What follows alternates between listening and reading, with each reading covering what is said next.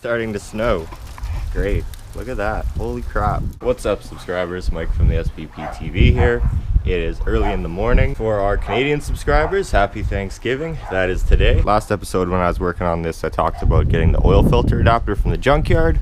Luckily, Rob had one and he hooked me up with one that night. But today we gotta go rescue the S15, do some HP tuning. Also selling some speed parts to another local racer. It's actually the fuel system stuff that came off the Sonic Stang back when it was a carbureted nitrous car. So with that said, let's go.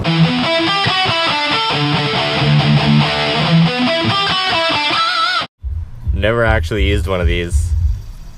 Oh god, I'm addicted. What's up, Rob? Nothing. It's cold, What's eh? up with you? Yes, it is cold. It's actually 46 degrees. I did the conversion for the Americans. Someone you don't see very often on the channel, but part ownership of the shit horse. I'm a ninja. Yeah.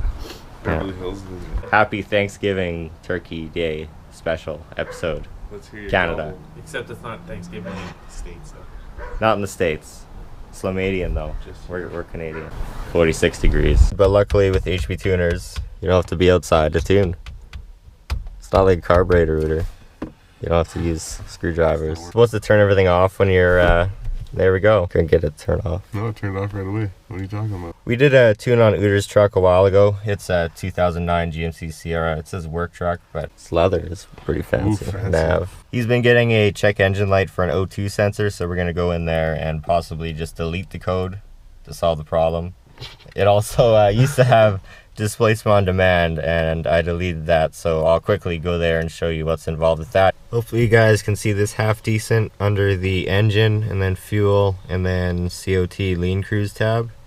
There's displacement on demand, general. It's as simple as doing this one drop down box right here to disable. As far as I know, but you might want to Google that. You can start her up.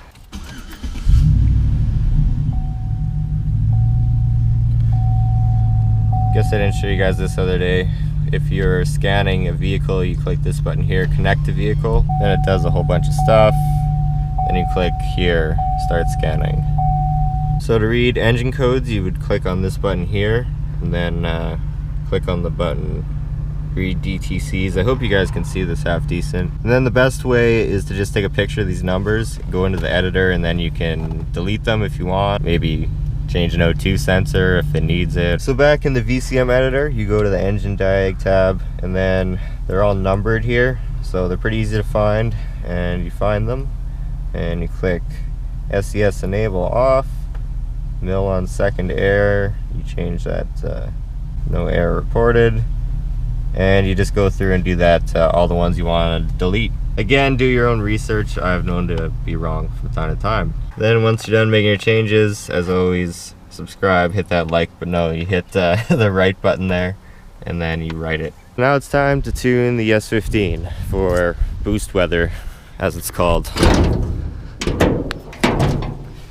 If you haven't seen before, it's got a 5.3 LS truck motor swapped in. It's bagged in the front. It's got like a leaf or two removed in the rear, and it's a very fun truck.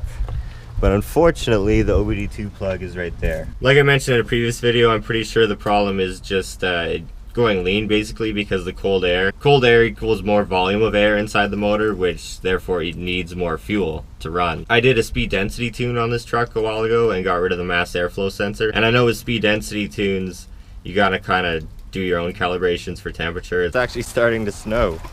Great. Look at that. Holy crap. I didn't think it'd be that kind of a day. This is one of the shitty things about having that under the hood. I don't like having all the gear exposed to the elements. Oh, it's done. So by no means am I a professional tuner. I tune on junkyard motors by trial and error. And I'm going to add 10% across the board. That might have been a bit much. I'm gonna give it 5% across the board. There's also things to do with temperature in here, if I can remember where they are. Here it is. There's after start enrichment, park neutral drive enrichment versus engine coolant temp ECT. So you can go in here, change some of these numbers too. I might do that, might not. But I think I'm just gonna stick with the VE table for now and just make the one change.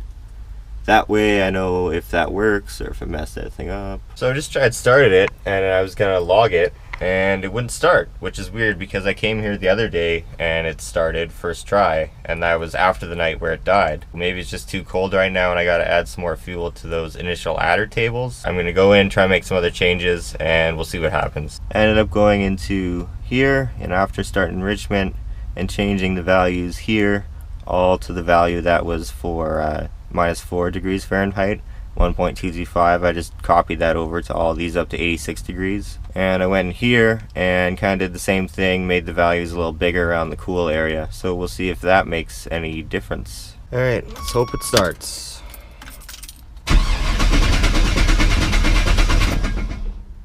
Really? Won't start. Why? Still just cranks and cranks. I added fuel. Started yesterday. I know. I added fuel in the VE table. Then I added fuel in the initial startup table. Okay. But it's just the same thing. But that shouldn't affect it starting, no? No. Super weird because it did start yesterday. I'm gonna try scan for check engine codes. I should have been recording, but it just started. For how long it's gonna run, who knows? What I did was went into this feature here, right here, vehicle controls, and if you go to engine fuel, there's a long-term fuel trim learn option and long-term fuel trim reset button. I noticed the long-term fuel trims were maxed out. This truck really isn't tuned properly. I never put any time into it. So I reset that, and I guess that was enough to get it started. So we'll see what it does now with the tune changes I made. Yeah, I just turned the key in. Well, actually, I cleared the long-term fuel trims. And it started. Yeah, which is weird because at first it sounded like it didn't want to start at all. These LS motors, I tell you, fuel injection. Rob went to go get the fuel pressure tester because we didn't think the fuel pump was working right. We can still check the fuel pressure to see what it's at. It's about 4 or 5 minutes later now, and it's still running decent. You can see the short-term fuel trims are maxed, so yeah, it definitely needs some more tuning work. Since Rob went and got his fuel pressure gauge, we're gonna test it just to make sure everything's good there as well.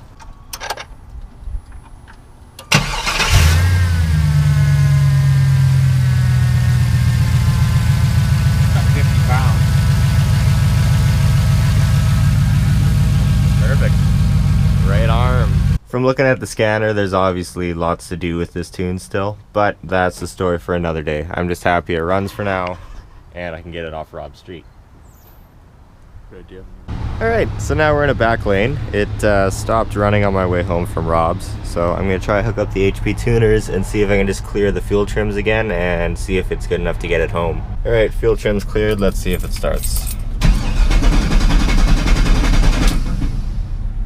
Crap. This is starting to be a really weird issue because it starts and runs and it's fine, and then it's not, and the fuel pressure was good. Holy crap, I've been trying for like half hour, it just started. Let's get the fuck out of here. So weird how it just won't do anything and then all of a sudden it fires up like it's normal.